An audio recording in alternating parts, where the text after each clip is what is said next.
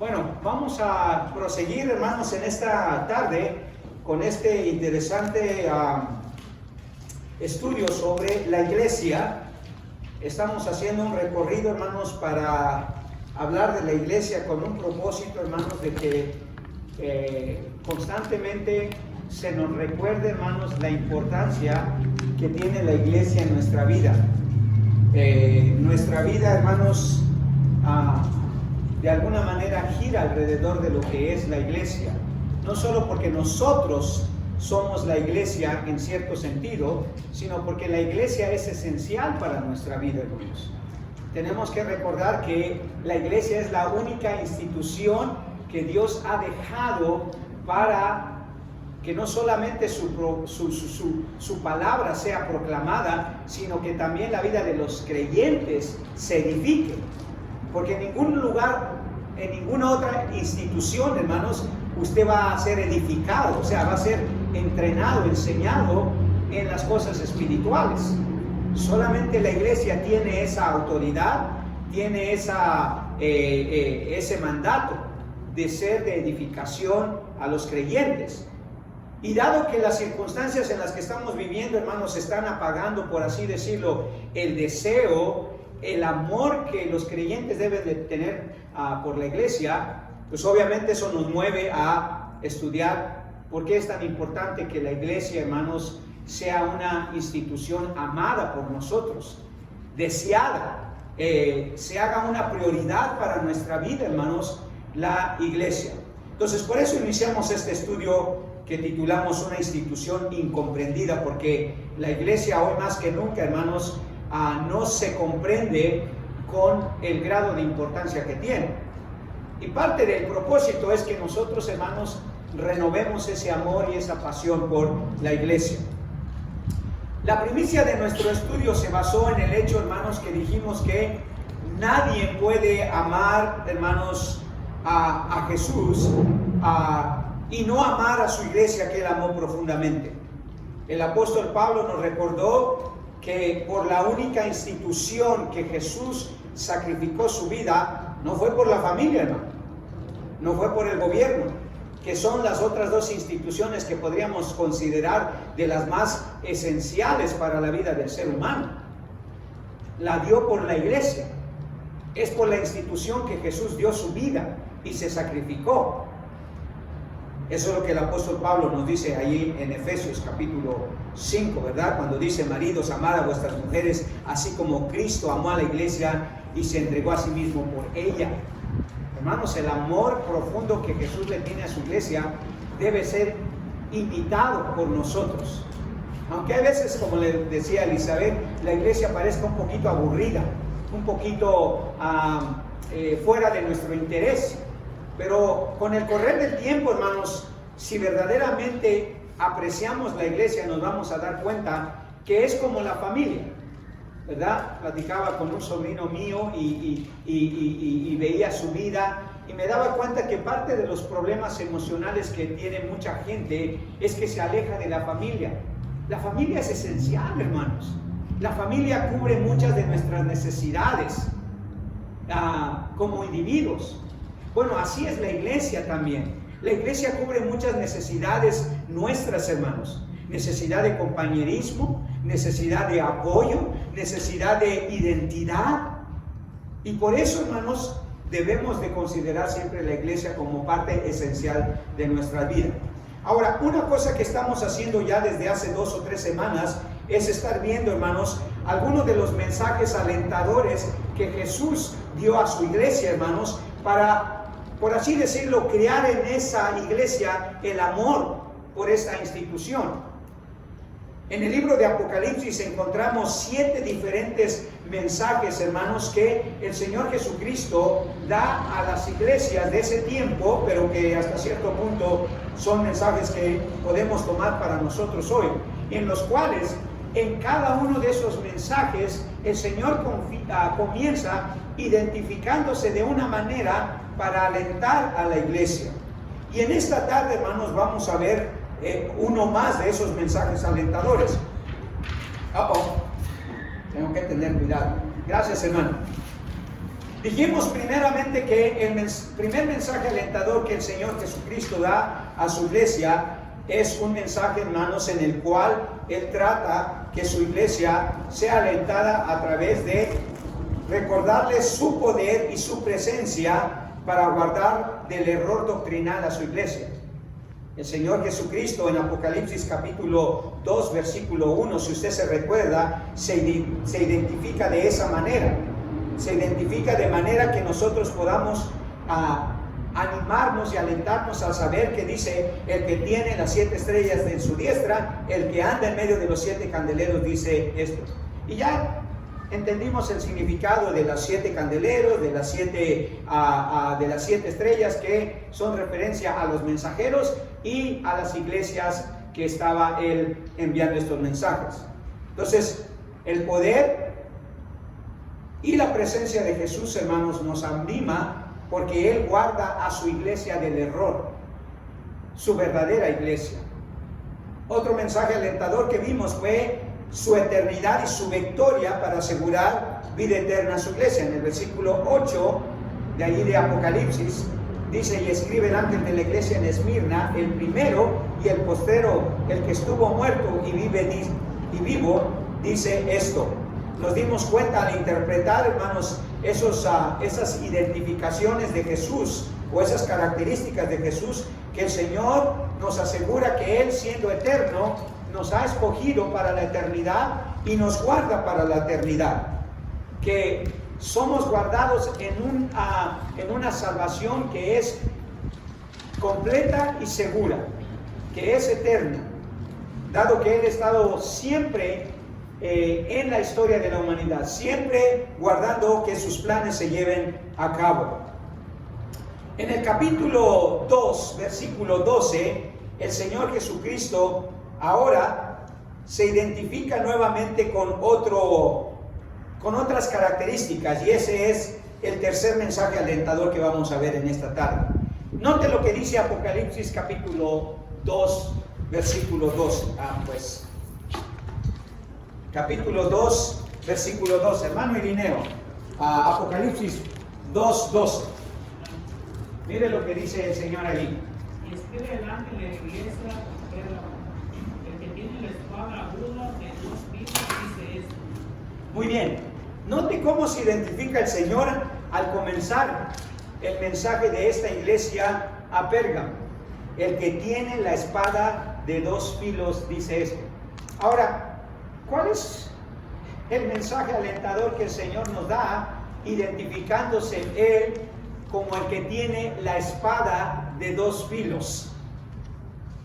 Algo que le puede ayudar o que nos puede ayudar a encontrar el significado de esas palabras y por qué son alentadoras esas palabras para nosotros, es el hecho de saber algunas cosas que son importantes.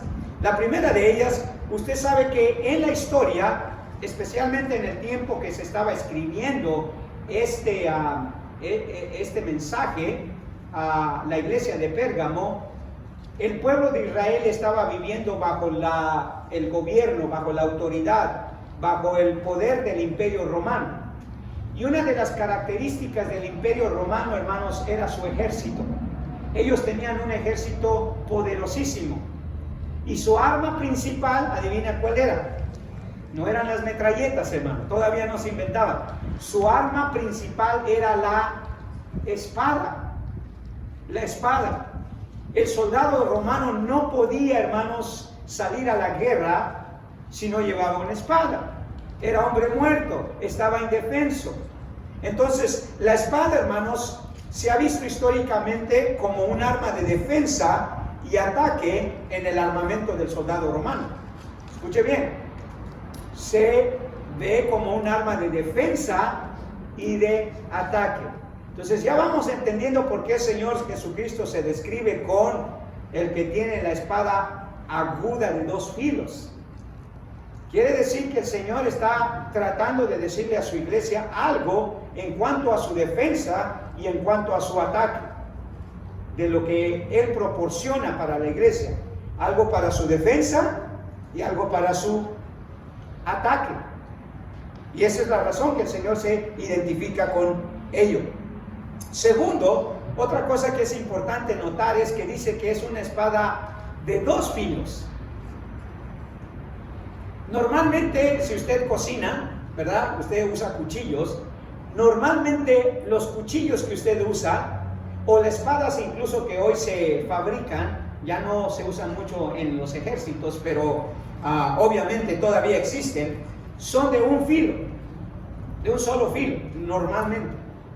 Pero hay ciertas espadas ¿cómo se llama? En el ejército romano que eran de 2 filos. Ahora piense por un poquito, ¿por qué el Señor se identifica con una espada de 2 filos? ¿Por qué no de un filo? Porque el Señor nunca dice algo por accidente, ¿ok, hermanos? O solo por decirlo. Hay algo detrás de ello. Entonces, la espada de 2 filos, hermanos, en el ejército romano no era algo común. No era una espada normal. Primero, la espada de 2 filos era una espada más pequeña. Los soldados romanos cargaban una espada más larga de un lado y cargaban una espada más chiquita en esta parte de aquí, de su vestimenta. Y esa espada normalmente era una espada mucho más pequeña. Pero lo que lo hacía importante es que era una espada de 2 filos y se utilizaba para causar el mayor daño posible. Porque cuando una espada era de 2 filos, hermanos, y penetraba, cortaba por los 2 lados. Así que si el soldado romano atacaba a alguien y no lo lograba matar con el espadazo que daba con su espada normal, el rival que caía al suelo, el soldado romano inmediatamente sacaba su espada aguda de 2 filos y se la clavaba en el pecho normalmente. Y el daño que causaba era mortal, hermano. No había manera que alguien se pudiera reponer de un espadazo de un soldado que utilizaba ya esa espada. Y entonces el Señor se está identificando aquí no solamente con una espada que servía para ataque y defensa, sino con una espada que servía para hacer un daño letal, hermanos. Un daño que causaba la muerte. Otra cosa interesante que es importante saber para entender por qué el mensaje es alentador para la iglesia, es que normalmente en la Biblia, hermanos, la espada es un símbolo de juicio, ¿ok? La espada es un símbolo de juicio. Cada vez que el Señor dice voy a traer mi espada, lo que estaba diciendo es voy a traer mi juicio. Por ejemplo, Dios le dio la autoridad a los gobernantes para traer la espada o el juicio sobre aquellos que hacen el mal. Note, por ejemplo, en Romanos capítulo 13. Hermanos, abran sus Biblias ahí en Romanos capítulo 13. Gracias, hermanos. Y mire lo que dice el versículo 3 al 5. Alguien que lea fuerte y claro, la hermana Catalina. Me encanta oír su voz, ya lo he dicho el domingo pasado, lo digo hoy y quizás lo diga la semana que viene. No, perdón, la semana que viene no, porque no vamos a tener escuela dominical. Pero igual voy a escuchar su voz en mi casa, así que qué bendición, ¿verdad? Gloria a Dios. América está de acuerdo con eso. Romanos capítulo 13, versículo 3 al 5. Note lo que dice ahí sobre la espada, ¿ok? Dice, porque los magistrados no están para infligir temor al que hace el bien, sino al malo. ¿Quieres pues no temer a la autoridad? Haz lo bueno y tendrás alabanza de ella, porque es servidor de Dios para tu bien. Si haces lo malo, teme, porque no en vano lleva la espada, pues es servidor de Dios, vengador para castigar al que hace lo malo, por lo cual es necesario estarle sujetos, no solamente por razón del castigo, sino también por causa de la conciencia. Muy bien. Dice, teme, porque trae la espada. Entonces, la espada, hermanos, era un símbolo de juicio. Cada vez que el Señor mencionaba la espada, es que estaba trayendo juicio o estaba a punto de traer juicio. Entonces, ¿cuál sería el mensaje alentador entonces? Ahora que sabemos que la espada servía para ataque y defensa, que había un tipo de espada que causaba bastante daño, letal, muerte, y sobre todo que la espada es normalmente vista en la Biblia como un símbolo del juicio de Dios. ¿Cuál sería entonces el mensaje que el Señor está tratando de dar a esta iglesia? ¿Qué es lo alentador de eso? Bueno, el alentador mensaje que el Señor trae es que su palabra, hermanos, poderosa para juzgar la doctrina de su iglesia. El Señor, hermanos, usa su palabra tal como el soldado romano usaba la espada. ¿Para qué? Para traer juicio hacia el enemigo. Los soldados romanos iban a la batalla listos con sus espadas, la pequeñita y la grande. ¿Para qué? Para hacer juicio de alguna manera. Pero en este caso sabemos que el Señor lo que está diciendo cuando Él dice el que tiene la espada aguda de 2 filos, es que está hablando de su palabra. La palabra de Dios es representada allí con la espada. El apóstol Pablo, cuando menciona la vestimenta de un soldado romano, menciona también la espada. ¿Y cuál es la espada, hermanos? Ahí. Note lo que dice Efesios capítulo 6. En Efesios capítulo 6, cuando el Señor sabe que nosotros estamos en una guerra espiritual, dice comenzando en el versículo 10, ¿verdad? Por lo demás, hermanos míos, fortaleceos en el Señor y en el poder de su fuerza. Y aquí Pablo va a describir la vestimenta de un soldado, que incluye ¿qué? La espada. Mire lo que dice: vestíos de toda la armadura de Dios, para que podáis estar firmes contra las hechanzas del diablo, porque no tenemos lucha contra sangre y carne, sino contra principados, contra potestades, contra gobernadores de las tinieblas de este siglo, contra huestes espirituales de maldad en las regiones celestes. Por tanto, tomad toda la armadura de Dios para que podáis resistir en el día malo, y habiendo acabado, estad firmes. Estad por firmes, ceñidos vuestros lomos con los pies del apresto del Evangelio de la paz. Sobre todo tomad el escudo de la fe, con que podéis apagar todos los dardos del fuego del maligno, y tomad el yelmo de la salvación y, ¿qué dice? La espada del Espíritu, que es la palabra de Dios. Sí, en la Biblia la espada representaba juicio, pero en el caso de Jesús aquí identificando su palabra con una espada, porque esa es la segunda manera que la Biblia era representada en las Escrituras, especialmente en el Nuevo Testamento. Dice Pablo que la Biblia o la palabra de Dios es la espada del Espíritu. Entonces, Jesús manda este mensaje a una iglesia, hermanos, que tenía serios problemas con personas que estaban tratando, hermanos, de dañar el liderazgo, de dañar la iglesia con doctrinas, hermanos, erradas, con doctrinas que no eran beneficiosas para su iglesia.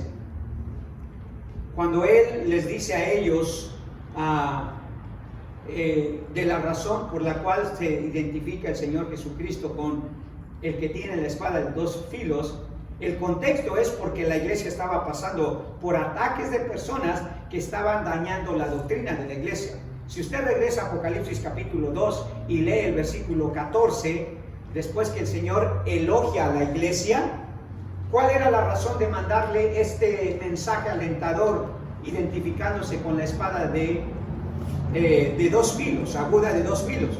Bueno, porque en el versículo 14, mire lo que dice: pero tengo unas pocas cosas contra ti, que tienes ahí a los que retienen, ¿qué dice? La doctrina de Balaam, que enseñaba a Balac a poner tropiezo ante los hijos de Israel, a comer de cosas sacrificadas a los ídolos, y a comer, dice, a cometer fornicación, y también tienes los que retienen la doctrina de los nicolaitas, las que yo aborrezco. Se da cuenta, en 2 ocasiones el Señor Jesucristo está diciendo: tengo un problema serio con la doctrina que ustedes están teniendo. Hay personas allí en esa iglesia que están practicando un tipo de doctrina que fue dañino en el pasado, haciendo referencia a las prácticas idólatras y malévolas de dos profetas, o de un profeta que el Señor finalmente utilizó para el bien del pueblo de Israel. Históricamente se sabe que el pueblo de Israel, hermanos, se volvió un pueblo idólatra, un pueblo adúltero espiritualmente y físicamente también, porque siguieron la enseñanza de un profeta que les estaba diciendo cosas seductoras, cosas que iban en contra de la palabra de Dios, cosas que los llevaban a cometer idolatría. Entonces, la iglesia, hermanos, estaba yendo por un camino de idolatría y de adulterio. Eso es lo que dice el Señor aquí. Pero tengo unas pocas cosas contra ti, que tienes ahí a los que retienen la doctrina de Balaam, que era un profeta que sedujo al pueblo de Israel para que maldijera al pueblo de Israel. Entonces, como no pudo hacerlo, entonces, por así decirlo, contrató a un grupo de mujeres idólatras de un pueblo pagano para que sedujeran a los israelitas y de esa manera cayeran ellos víctimas de las seducciones de estas mujeres y, por último, cometer idolatría, adorar a los mismos dioses de estas mujeres. En otras palabras, el Señor sabía que la iglesia de Pérgamo, hermanos, tenía un problema doctrinal con aquellas personas que estaban infiltrando estas doctrinas. Entonces, ¿qué hace el Señor? Le dice: yo estoy aquí y tengo una espada de dos filos. En otras palabras, vengo para hacer juicio a aquellos que están siguiendo, que están practicando o que están promoviendo una doctrina que está haciendo daño a mi iglesia. Ese es el contexto de este mensaje.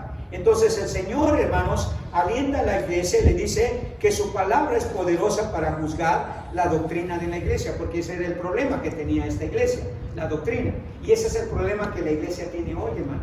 Encienda los canales de televisión y en la mayoría, hermanos, de canales están promoviendo iglesias que tienen una mala doctrina, que tienen una doctrina idólatra. Ahí está la iglesia católica, que tienen una doctrina seductiva. Ahí están los mormones, que tienen una doctrina errada, los pentecostales. Y hermanos, podríamos ir por una lista de iglesias que están promoviendo una doctrina, que están llevando a la gente, hermanos, a ir en contra de la palabra de Dios. Y recuerden, la espada aquí es símbolo de dos cosas: de juicio y de la palabra del Señor. Pero en el caso específico de este mensaje es de juicio. Entonces, este mensaje alentador, hermanos, del Señor a la iglesia, tienen un mensaje alentador porque, dado que la iglesia estaba sufriendo de mala doctrina, hermanos, para nosotros es importante saber que nosotros tenemos un arma, hermanos, un arma para nuestra defensa en contra de las malas doctrinas que puedan llegar aquí. Aquí han llegado a personas, hermanos, que quieren enseñar una mala doctrina. Han habido personas que quieren infiltrar doctrinas seductoras, o sea, doctrinas que van en contra de la palabra de Dios. Y gracias al Señor, de alguna manera, los ha ido poco a poco alejando, disipando de la iglesia. Pero siempre la iglesia va a tener ese problema, hermanos. Siempre. Entonces, es alentador que el Señor nos dé a nosotros, hermanos, un arma letal, un arma de defensa y ataque en contra de esas doctrinas. Pero también es alentador saber que el Señor, hermanos, nos da un arma para hacer juicio en contra de esas personas. Ahora, hay algunas cosas que vamos a notar de este mensaje alentador. La primera es que las palabras de Jesús, hermanos, no alcanzo a ver la pantalla. Eso, sí, gracias. Sí sabe. Eso, muy bien. Entonces, como le dije, la espada simbolizaba juicio en cuanto a la manera como se presenta aquí. Pero la primera observación que quiero que hagamos de este mensaje alentador de la iglesia es que algo que ayuda a la iglesia, hermanos, cuando hablamos de la palabra de Dios, como esa espada, es que las palabras de Jesús, hermanos, agregan una perspectiva completamente diferente a la vida de la iglesia. ¿Escuchó bien? Las palabras de Jesús agregan una perspectiva diferente a la iglesia. En Juan capítulo 6, versículo 68, el Señor ve que mucha gente se está queriendo adherir a su movimiento. O sea, mucha gente quería seguir a Jesús. Pero el Señor les tiene que decir, si ustedes me van a seguir, van a estar dispuestos a sacrificar su vida, van a estar dispuestos a dejarlo todo. Y desde entonces mucha gente dejó de seguir al Señor, porque el Señor les dijo, si me siguen, van a perder. Si me siguen, van a tener que sacrificar. Y entonces le pregunta a los discípulos si ellos están dispuestos a sacrificarse y a dejarlo todo. Y el Señor les dice, ¿ustedes qué van a decidir? Y mire lo que le contesta el apóstol Pedro, Juan capítulo 6, versículo 68. Hermano Wilmer, si lo puede leer allí rápidamente, Juan 6, 68.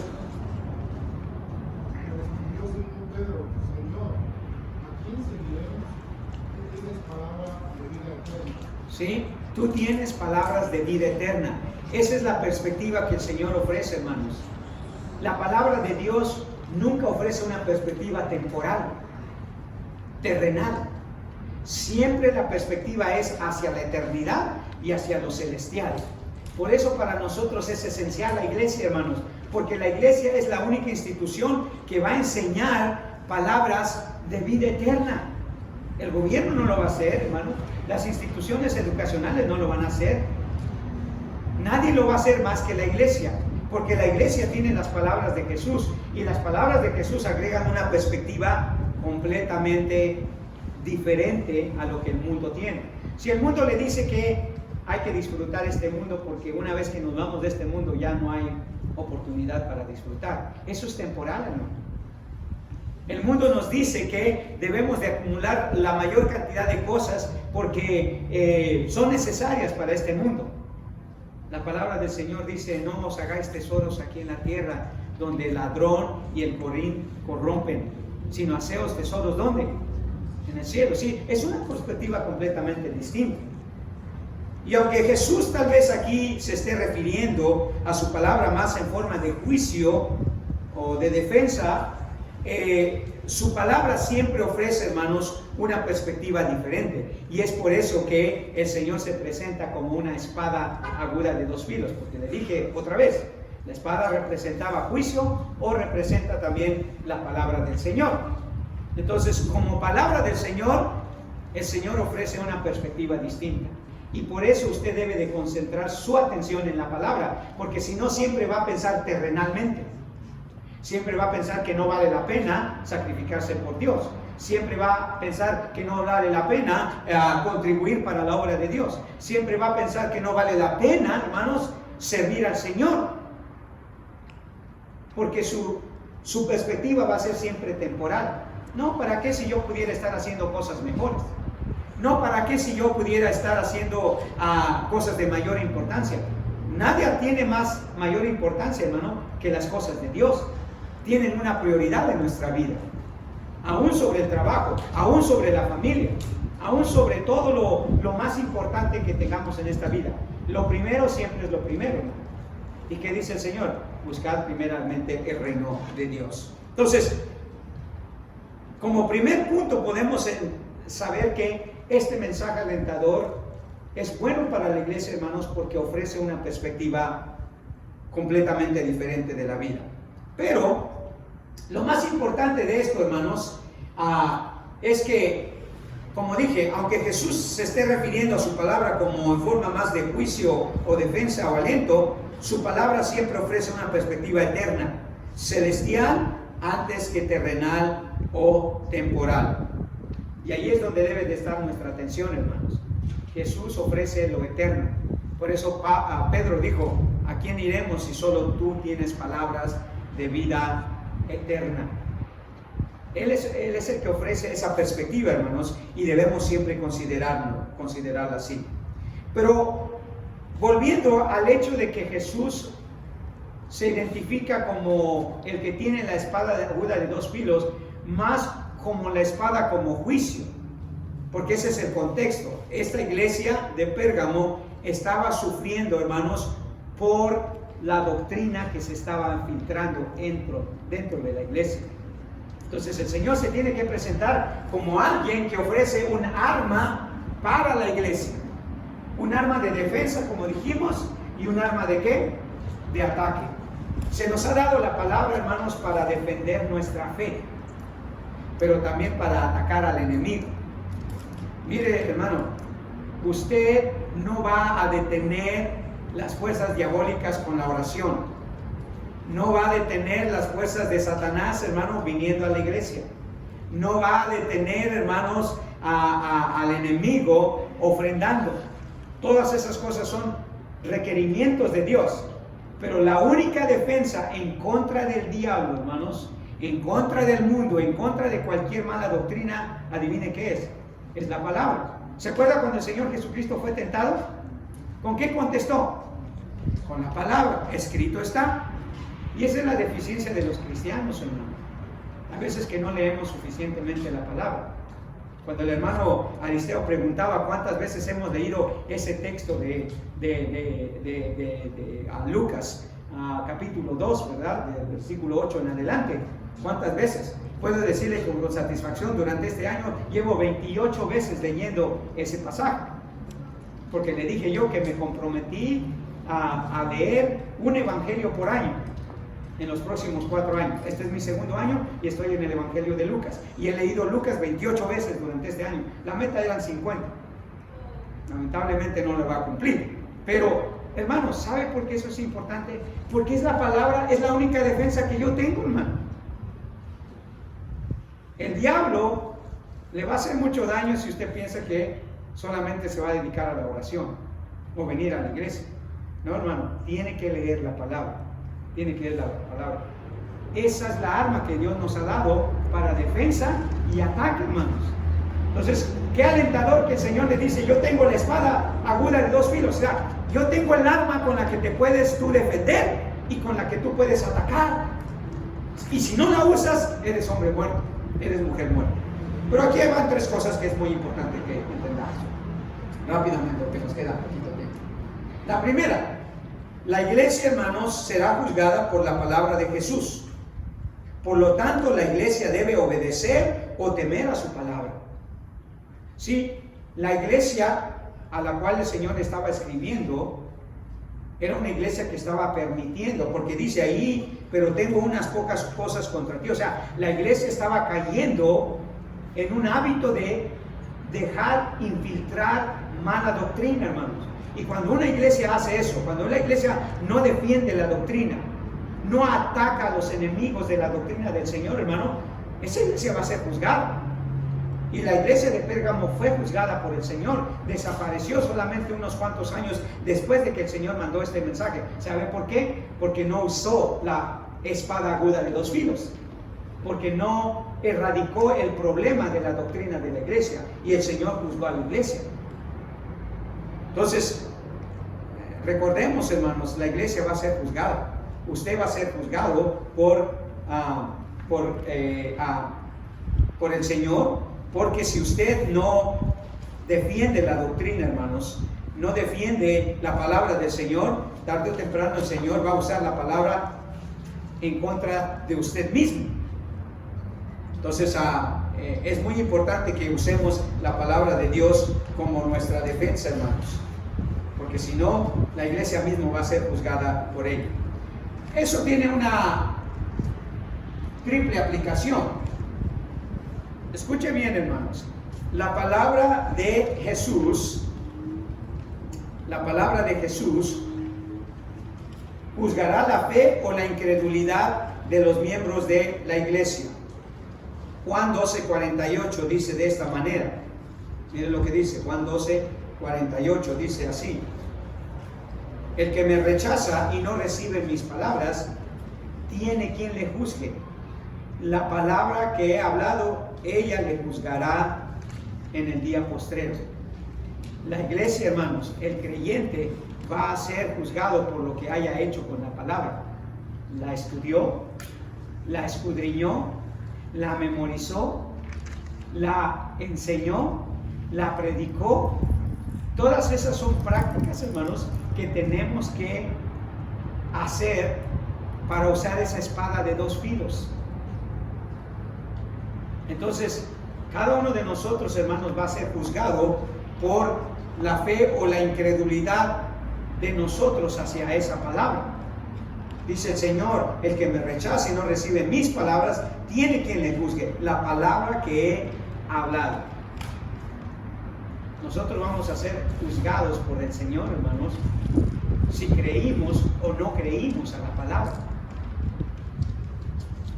Segundo, la palabra de Jesús, hermanos, juzgará la obediencia o la rebeldía de la iglesia.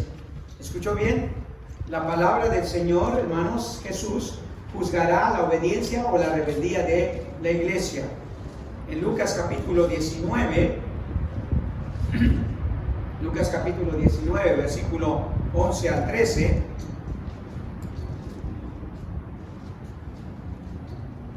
dice: oyendo estas cosas, prosiguió Jesús y dijo una parábola por cuanto estaba cerca de Jerusalén, y ellos pensaban que el reino de Dios se manifestaría inmediatamente.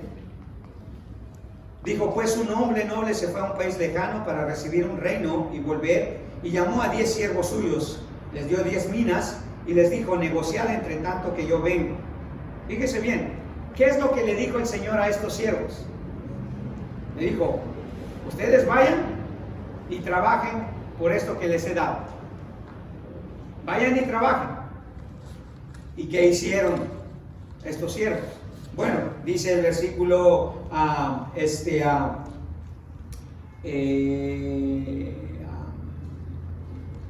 el versículo 15. Ese es el contexto. Aconteció que vuelto él después de recibir el reino, mandó llamar ante él a aquellos siervos a los cuales había dado el dinero para saber lo que habían negociado cada uno. Vino el primero, dijo: Señor, tu mina ha ganado 10 minas. Él le dijo: está bien, buen siervo, por cuanto en lo poco has sido fiel, tendrás autoridad sobre 10 ciudades. Vino otro diciendo: Señor, tu mina ha producido 5 minas. Y también a este dijo: tú también sé sobre 5 ciudades. Vino otro diciendo: Señor, aquí está tu mina, la cual he tenido guardada en un pañuelo, porque tuve miedo de ti, por cuanto eres hombre severo, que tomas lo que no pusiste y ciegas lo que no sembraste. ¿Qué le dijo el Señor que hiciera con las minas? Que las trabajara, que siguiera las órdenes del Señor. Pero él no lo hizo, hermanos.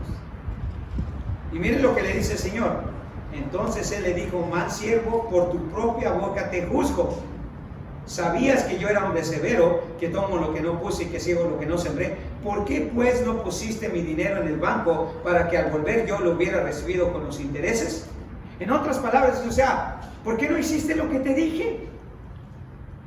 ¿Por qué no hiciste lo que te dije, América? Te dije que fueras a la iglesia. No, pero es que tenía mucho trabajo, Señor. ¿Por qué no hiciste lo que te dije, Irineo? Te dije que ofrendaras regularmente. No, pero es que casi nunca me alcanzaba y tengo familia numerosa y son muy comelones y todo eso. ¿Por qué no hiciste lo que te dije, Isaac? Que oraras continuamente, constantemente. No, pero es que siempre tenía tiempo para jugar y mis amigos me buscaban. ¿Por qué no hiciste lo que te dije, Aristeo? Que sirvieras constantemente. No, pero es que me llamaban para hacer un carrito y tenía... Eso es lo que este hombre dijo. Tuve miedo, no sabía qué hacer. No, sí sabías qué hacer. Yo te dije lo que tenías que hacer. Y es la palabra la que nos va a juzgar, hermano. El Señor no tiene que juzgarnos por ninguna otra cosa más que ¿qué hiciste con mi palabra? ¿La cumpliste o la desobedeciste? Entonces, la palabra de Jesús, hermanos, va a juzgar la obediencia o la rebeldía de su iglesia. Tercero, la palabra de Jesús, hermanos, juzgará el temor o la irreverencia de los miembros de su iglesia. Otra vez, si usted va a Mateo capítulo 25, que es la parábola muy similar a esta, en Mateo capítulo 25, en el versículo 26 y 27 especialmente, usted sabe que también aquí el Señor le da 5 talentos a un siervo, 3 talentos a otro siervo y 1 talento a un siervo. ¿Y qué le dijo? Vayan y ¿qué? Negocien con ellos, hagan algo con esto. Esa fue la orden del Señor, ese fue el mandato del Señor. Pero cuando llegó a uno de esos siervos, en el versículo 26, mire lo que dice. Respondiendo su señor le dijo: siervo malo y negligente, ¿sabías que ciego donde no sembré y que recojo donde no esparcí? Por tanto debías haber dado mi dinero a los banqueros, y al venir yo hubiera recibido lo que es mío con los intereses. Porque eso es lo que el Señor le dijo: ve, negocia con estos talentos y yo voy a recibir los intereses. Y este hombre no hizo así. No tuvo temor, hermanos. La iglesia va a ser juzgada por el temor o por la rebeldía que ellos van a tener, o el miedo que ellos van a tener, o la irreverencia que ellos van a tener. Cuando Dios manda algo, hermanos, debemos de ser obedientes a ello. No deberemos ser irreverentes. No deberemos de poner excusas, porque eso es lo más común que siempre tenemos, ¿verdad? Es que, Señor, no tuve tiempo. Es que, Señor, tenía muchas ocupaciones. Es que tú no sabes cuántos hijos tenía. ¿Saben? Siempre me impresiona leer la biografía de una mujer llamada Susan Wesley, o Susana Wesley. ¿Sabe que esa mujer tenía 12 hijos? La historia dice que ella tenía 12 hijos. Y siempre dice que tenía tiempo al menos para orar 1 o 2 horas al día. Así que no hay excusa, hermano. No creo que aquí alguna mujer tenga 12 hijos. ¿Cuántos tienen 12 hijos? ¿Cuántas horas pasan orando? ¿Ve? ¿Y el Señor qué nos manda? Orar, ¿qué dice? Sin cesar. Y nosotros pasamos días, hermanos, que ni siquiera oramos. Podemos también agregar leer sin cesar también. Y pasan días, hay veces semanas, hermano, en que no tocamos la Biblia. Somos irreverentes, hermano. No obedecemos al Señor. La iglesia va a ser juzgada por la palabra del Señor. Él tiene la espada aguda de 2 filos. Y uno dirá: oh, pero lo quiere para atacar al enemigo, para atacar al mundo. No, es para hacer juicio en su iglesia, hermano. Porque es en la iglesia donde había el problema de doctrina, de irreverencia, de incredulidad. La palabra de Jesús, hermanos, juzgará la prudencia o la necedad de las personas en la iglesia. Y eso es una cosa que debemos de considerar, hermanos. Dios va a juzgar a su iglesia, hermanos, por su necedad o por la prudencia. Este pasaje es clásico, hermanos. En Mateo capítulo 7, ¿se acuerda, hermano Irineo? Que el Señor da la ilustración de 2 hombres. Uno dice que era prudente y el otro sensato, ¿verdad? El prudente, ¿qué hizo, Marilyn? ¿Qué hizo el prudente? Ahí en Mateo capítulo 7. ¿Se acuerdan, hermano Irineo? Dígale a la hermana Marilyn qué hizo el prudente. ¿Qué hizo el prudente? Dice que oyó las palabras del Señor, por lo tanto dice que edificó su casa ¿sobre qué? Sobre algo sólido, sobre la roca. Pero el necio o el imprudente, ¿qué dice? Lo hizo sobre la arena. Eso es una parábola, hermanos, que ilustra la imprudencia o la necedad de un hombre y la prudencia o la sabiduría de otro. Y hermanos, si escuchamos la palabra del Señor, nuestra vida debe de estar fundamentada en la palabra, no en la esperanza de tener un mejor trabajo, aunque es bueno tenerlo, no en la esperanza de nuestro conocimiento que adquirimos. El hombre prudente, dice, fundamenta su vida ¿en qué? En la roca. Y al principio de esta serie de lecciones aprendimos que la roca puede ser Cristo o la palabra de Dios. Entonces, la iglesia, hermanos, necesita estar fundamentada en la palabra de Dios. Por eso esta iglesia y muchas otras, hermanos, que conozco, resultan aburridas para la gente. ¿Sabe por qué? Porque se le predica la palabra. Pero usted vaya a iglesias donde la música es, pero guapachosa, hermanos. Y música que hasta quiere uno bailar y se emociona uno. O donde hay muchos programas y todo eso, porque el énfasis es ese, no la palabra. Pocas iglesias, hermanos, están llenas de gente que realmente está recibiendo buena doctrina. La mayoría de las iglesias que predican la palabra de Dios no son numerosas, hermanos. ¿Por qué? Porque la palabra de Dios no es lo que es el fundamento de esa iglesia. Alguien decía muy acertadamente, tú puedes atraer las moscas de dos maneras, con un poquito de miel, dice, o con un poquito de estiércol. Sí, ¿verdad? Las moscas así son, hermano. ¿Con qué las va a atraer uno? Porque hay iglesias que están llenas, hermano. Ve a la iglesia católica, ve a la iglesia mormona, ve a la iglesia pentecostal, ve a un montón de iglesias, hermanos, que promueven cualquier otra cosa menos la palabra. Están llenas. Pero pocas iglesias, hermanos, se distinguen por estar llenas o ser numerosas cuando están predicando la palabra. Porque normalmente la iglesia no está fundamentada en la palabra. Pero esta iglesia, hermanos, nunca va a dejar eso. No importa que hayan 3 personas aquí, hermanos. No vamos a comprometer la palabra de Dios. Si quisiéramos darle a usted un montón de cosas. Quisiera ser más bueno para contar chistes, hermano, y tenerlo sonriendo todo el sermón. Pero no es eso lo que estamos enfatizando, hermanos. Es la palabra de Dios.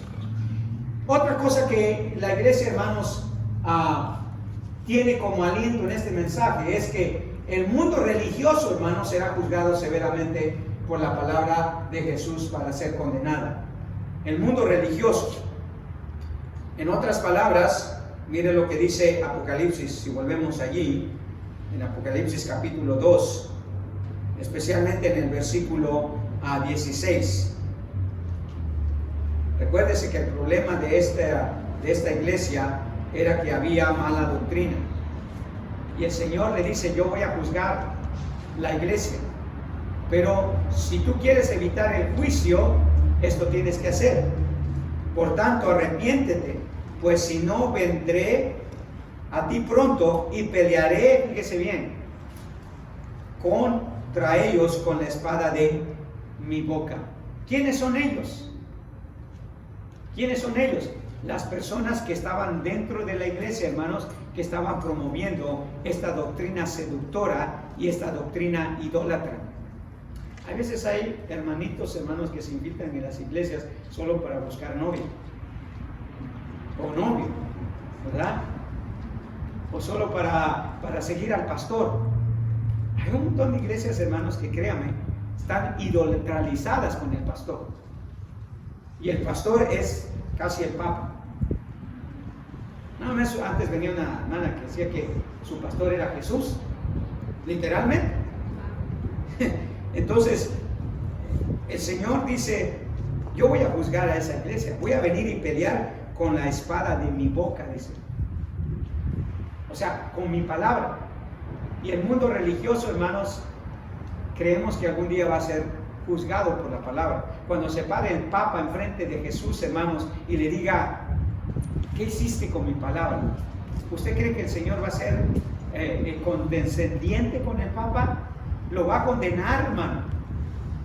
Cuando un hombre se para y dice que está bien el matrimonio entre ambos sexos, si la palabra de Dios dice claramente que eso es una abominación en contra de Dios, ¿cómo cree usted que Jesús le va a decir, oh, entra, pues tú dirigías millones de personas y millones de personas te servían, te adoraban, te reverenciaban? Está bien, no te preocupes. A mí tenías ahí por ahí unas cosas malas doctrinalmente, pero no importa, entra al gozo de tu Señor. No, hermano, los va a castigar. Dice que va a venir y pelear con ellos con la espada de su boca. Y si la espada de 2 filos, que era aguda, hermanos, era letal, ¿usted cree que el Señor Jesucristo no va a hacer daño al mundo religioso? Claro que sí, los va a condenar, hermanos. Los va a condenar. Entonces, de esto podemos deducir, hermanos, que la iglesia puede tener la tranquilidad al saber que Jesús pronunciará juicio contra aquellos que hayan hecho mal a su iglesia. Y si volvemos al pasaje de Juan 12, 47 al 48, usted lo va a notar allí. Juan capítulo 12, versículo 47 y 48. Miren lo que dice allí. Al que oye mis palabras y no las guarda, yo no le juzgo. Fíjese, ni siquiera el Señor va a tener que hacer juicio. Dice, porque no he venido a juzgar al mundo, sino a salvar al mundo. El que me rechaza y no recibe mis palabras, tiene quien le juzgue. La palabra que he hablado, ella le juzgará en el día postrero. Si el Señor dice, ni siquiera yo soy el que los va a juzgar a ellos, va a ser mi palabra o las palabras que yo le hablé. Y hermanos, podemos tener tranquilidad. Todas esas iglesias, hermanos, que han corrompido la palabra, algún día van a ser juzgadas con la letal y mortífera arma del Señor, que es su palabra. Por eso dice que va a venir y pelear contra ellos con la espada de su boca. Otra cosa que deja tranquila a la iglesia, por supuesto, es que la palabra de Jesús le dará a la iglesia el poder de pronunciar juicio contra la incredulidad de este mundo. Me decía una persona, oiga pastor, dice, pero usted no tiene miedo que hay veces usted habla bien feo de los católicos en YouTube, que no tiene miedo que los censuren, que no tiene miedo que la gente diga o deje un mal comentario para usted. No, hermanos, nosotros como iglesia verdadera del Señor podemos con toda autoridad juzgar la doctrina de cualquier iglesia si no está conforme a la palabra del Señor. No tenemos temor. Yo no tengo temor de decir que los católicos siguen una mala doctrina. No tengo ningún temor de decir que los mormones siguen una mala doctrina, que los testigos de Jehová siguen una mala doctrina. Rechazar la divinidad de Cristo, hermanos, es una blasfemia. Poner en un pedestal más alto a María que a Jesús es una blasfemia, hermanos. ¿Cómo voy a poder ser yo condescendiente con las iglesias que promueven una doctrina seductora, idólatra? Atribuirle, hermanos, a María milagros es idolatría. María no hace milagros, hermanos. María no es nuestra intercesora. La palabra de Dios dice que hay un solo Dios y un solo mediador entre Dios y los hombres. ¿Quién? Jesucristo, hombre. Entonces, ¿por qué voy a tener temor si el Señor, hermanos, pronuncia juicio contra ellos? Tenemos que hacer lo mismo nosotros. Y nosotros, hermanos, tenemos la tranquilidad que el Señor nos da a nosotros el poder para denunciar, para juzgar la doctrina de las iglesias que promuevan una falsa doctrina que no se encuentra en la palabra de Dios. No se asuste, hermanos. No se asuste.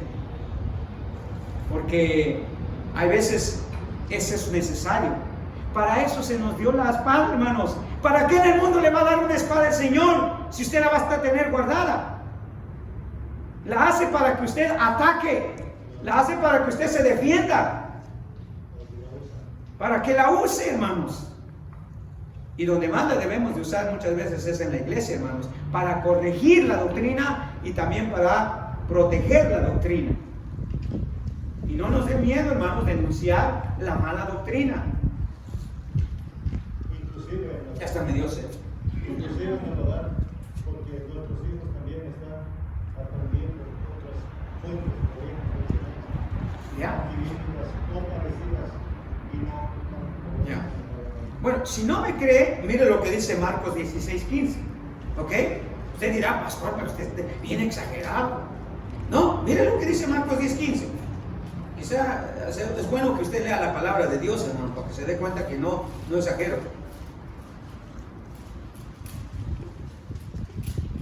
Fíjese bien.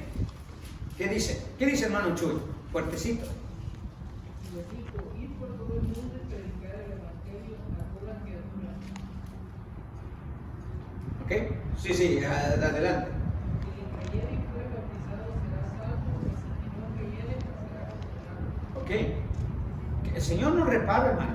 Dice, tú no crees a mi palabra, vas a ser condenado.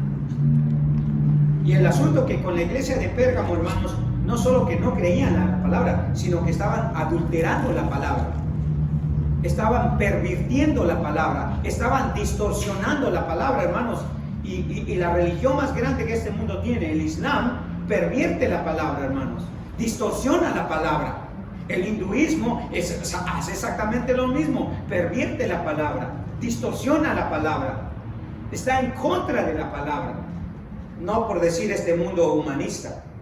Entonces, Nosotros tenemos la tranquilidad, hermanos, que Dios nos ha dado su palabra para juzgar a este mundo, para juzgar la doctrina de este mundo, la doctrina de cualquier iglesia, hermanos, que esté en contra de la palabra de Dios.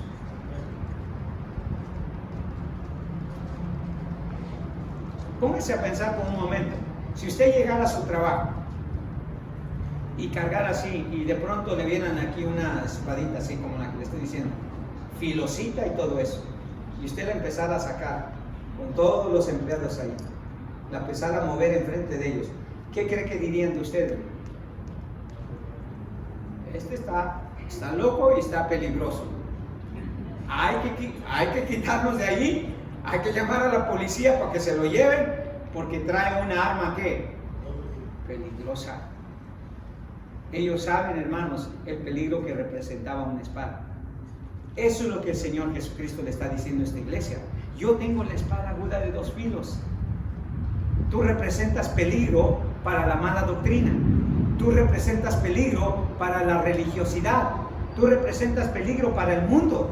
¿Por qué cree que al cristiano no lo quieren, hermano? Usted pronuncie las palabras del Señor y va a ver cómo le va a ir con su familia. Dígale que están perdidos y condenados, a ver si todavía lo quieren en su casa. Dígale que son unos idólatras, adúlteros, afeminados, condenados, y a ver si lo vuelven a invitar a su casa. Lo que pasa es que nosotros, se nos dio la palabra, pero la tenemos aquí. Ya sé. Somos como esos agentes secretos que sí traen del arma, pero nunca la enseñan. No representa ningún peligro a simple vista. Pero si usted ¿me vio la palabra que tengo aquí? La espada. Entonces va a ser un peligro. Para terminar, esto nada más algo que agregué, perdón hermanos, pero esto es algo que agregué. Hay beneficios de la palabra escrita de Jesús para su iglesia, hermanos. ¿Ok? Hay beneficios escritos. Y aparte de que nos da la autoridad para juzgar la doctrina, hermanos, de cualquier iglesia, nos da la defensa y el ataque, hermanos, para defender nuestra fe. Pero estos beneficios son muy importantes. Mire lo que dice. Beneficios de la palabra de Jesús para su iglesia. 1.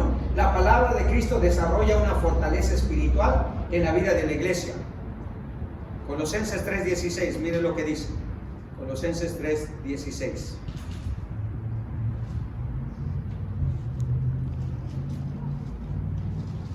Vean lo que dice ahí.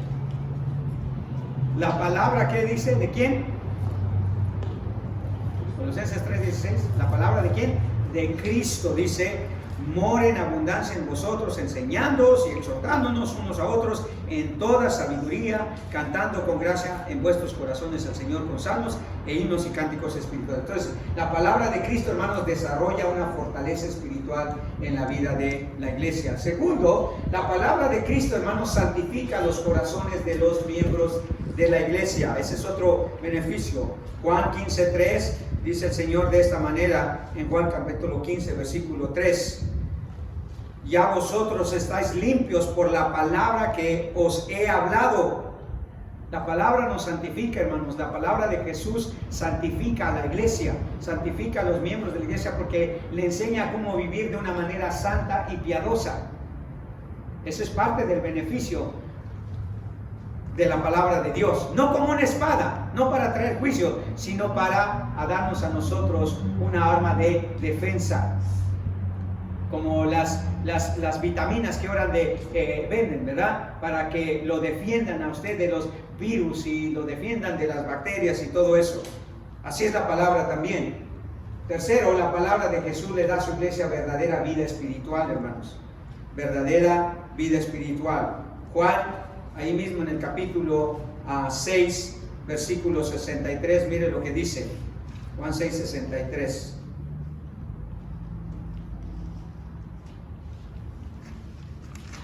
El espíritu es el que da vida. La carne para nada aprovecha. Y que no vayan a comer carne, hermanas, ¿ok? Está prohibido por la palabra. ¿Dice o no eso, hermana Xiomara? ¿Dice o no, hermano Irineo? ¿Dice eso sí o no, hermano? Hermano Catalina, ¿dice sí o no que la carne no aprovecha para nada? No vayan a comer carne o ustedes están yendo en contra de la palabra. ¿Ve? Si usted sabe la palabra, ¿qué va a decir? No es lo que está diciendo la palabra, pero si no sabe la palabra, hoy sí es cierto, con razón me quiero volver vegetariano.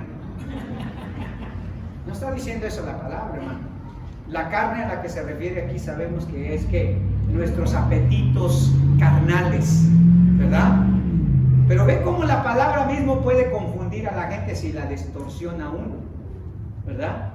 Si la distorsiona. Pero mire lo que dice: el espíritu es el que da vida, la carne para nada aprovecha. Las palabras que yo he hablado son espíritu y son vida. Ya siempre le he recordado, ¿verdad?, que en la Biblia hay dos palabras para vida. Una es zoe, otra es bios. Aquí la palabra que se usa es zoe, o sea, es vida espiritual. Le agrega vida espiritual a nuestra vida física, hermanos. Entonces, esos son algunos de los beneficios. Pero recuerden, si Jesús nos ha dado la espada de dos filos, hermano, nos ha dado un arma, hermanos, para ataque y defensa. Nos ha dado, hermanos, un arma para hacer juicio. Pero sobre todo nos ha dado un arma, hermanos, para nuestra vida espiritual. No se despegue de la palabra, hermanos. Lean la palabra. Lean la palabra. El diablo no le va a temer a usted porque usted sabe mucho de la Biblia. El diablo le va a temer cuando usted conoce la palabra y se la puede decir a él. Como decía un eslogan que leí una vez, ¿verdad? Dice de una viejita que siempre que le preguntaban, dice: ¿qué hace usted cuando el diablo toca su puerta? Y decía la viejita: yo mando a Jesús que le abra. O sea, diciendo pues, o sea, que Jesús trate con él. Y hermanos, la única manera que Jesús trata con el diablo es con la palabra. Escrito está, dijo el Señor. Amén. Así que lean la palabra, hermanos. Es la espada aguda de dos filos. Es nuestra arma que el Señor nos ha dejado para la iglesia. Todos ustedes deberían de estar armados. ¡Y, pastor! Pero deberían de estar armados ¿con qué? Con la espada aguda de dos filos. Amén. Padre Celestial, gracias te damos, Señor, por esta tarde. Gracias por las alabanzas, Señor, que pudimos cantar. Gracias por los mensajes que hemos escuchado de tu palabra. Ayúdanos, Señor, a ser siempre, como decía Martín Lutero, Señor, vivir solamente por la sola escritura. Señor, que seamos hombres y mujeres de tu palabra, Señor. Y que eso nos aliente a saber, Padre, que con tu palabra podemos discernir el error. Podemos, Señor, juzgar cualquier doctrina que se nos presente enfrente. Y sobre todo, Padre, que es por medio de tu palabra, Señor, que podemos alimentar nuestras vidas espirituales y crecer en la gracia y el conocimiento de Cristo. Llévanos con bien en paz a nuestros hogares, Señor. Permítanos terminar este día con bien. Bendice el tiempo de compañerismo con nuestras hermanas, Señor, y que para ti sea toda la honra y toda la gloria en esta tarde. En el nombre de Jesús. Amén y amén.